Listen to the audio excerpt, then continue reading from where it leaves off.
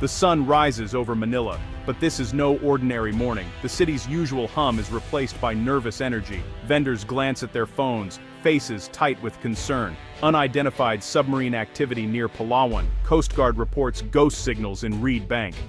Fishermen vanish. The threat is no longer over the horizon. It's at the nation's doorstep, silent and unseen. For millions, the West Philippine Sea is a lifeline. Today, that lifeline feels like a tripwire. There are no dramatic images of ships clashing. This is something more sinister. News anchors speak in grave tones. Electronic interference, sonar anomalies. Stories spread fast, through texts, social media, whispered calls. The enemy isn't just a fleet of ships. It's uncertainty itself. The dawn has broken, but a dark shadow has fallen across the archipelago. Far from Manila, fear is personal and immediate. For fishermen in Zambales and Palawan, the sea is their backyard. But now, it's haunted. They whisper about nets cut with surgical precision, eerie hums vibrating through their wooden boats. These are sounds with no visible source. Whispers from the deep. The fish are disappearing, replaced by something else. The Coast Guard sees it too. Phantom blips on radar. Fleeting sonar contacts. Too fast for whales. Too quiet for old submarines.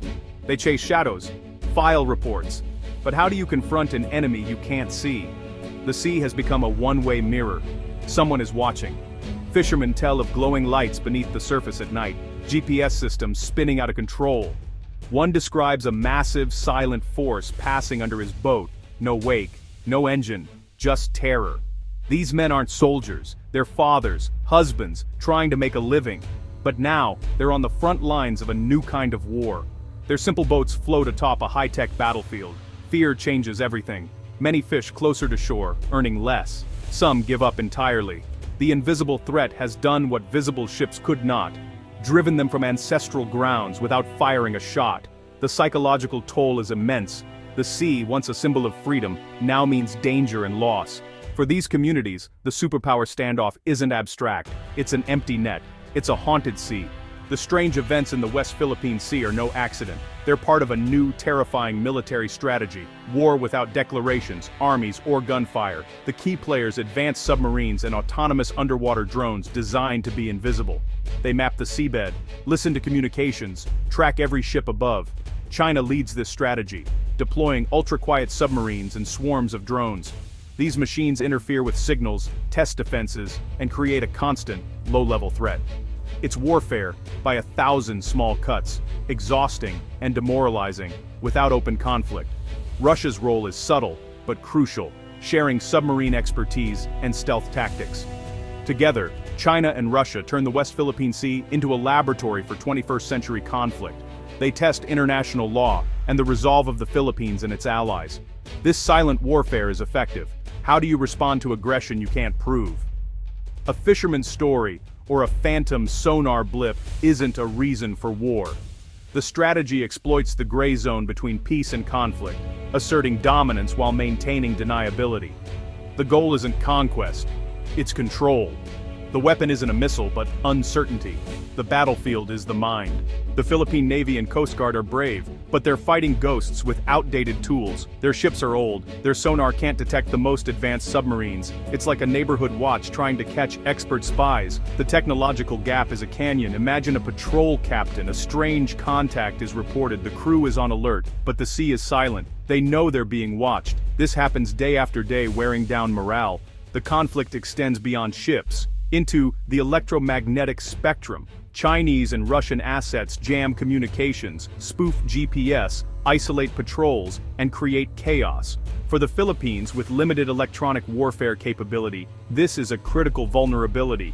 Even basic navigation and communication can't be trusted. The psychological impact is profound, always on the defensive, always reacting. The opponent sets the rules and remains invisible. The stress is exhausting, the burden is heavy. They're willing to risk their lives, but they're being asked to fight an enemy that is everywhere and nowhere. The invisible war is a psychological siege. The unseen threat creates fear and anxiety, making Filipinos feel unsafe in their own country. When fishermen are afraid to go to sea, food security is threatened. When the Coast Guard can't guarantee safety, sovereignty feels weak. The true goal: break the spirit of the Filipino people, make resistance feel futile.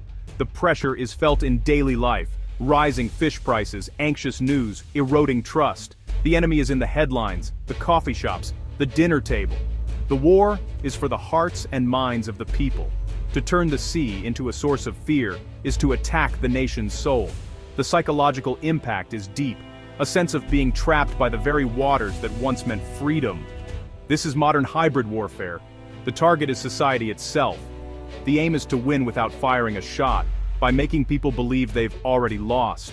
The shadows in the West Philippine Sea have two shapes: the dragon, China, and the bear, Russia. Their partnership has created a new, dangerous dynamic. China's goal: absolute control over the South China Sea, using Coast Guard, militia, submarines, and drones. Its strategy: overwhelming presence mapping the seabed, tracking all movements. Russia's involvement is strategic, challenging US dominance, selling advanced submarine tech, and joining patrols. This partnership is a marriage of convenience. China brings numbers. Russia brings expertise. Their joint presence sends a message. This is a global superpower standoff. Joint patrols are practice for future conflicts, showing they can work together to reshape the world order. For the Philippines, it's no longer a single neighbor. It's two of the world's most powerful militaries. Their long-term goal: control shipping lanes, resources, and push the US out. Silence submarines and drones, let them advance quietly, without provoking war, at least not yet.